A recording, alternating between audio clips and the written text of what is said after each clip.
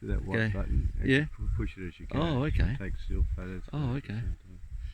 Okay, great. Here we are at Murrayfields apiary, and we're just about to drop the swarm into the box, into the super. So slowly lower it in. We're slowly lowering it in, and then we're going to put it right down to the very bottom. Put it right down to the very bottom, and we gave it a good shake. A few bees come out. We'll put the rest of the frames in, and then we'll put the lid on.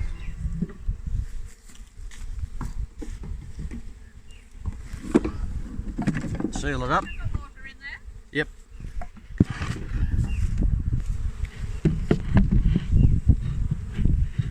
There's a hole in the back here. Huh? Where?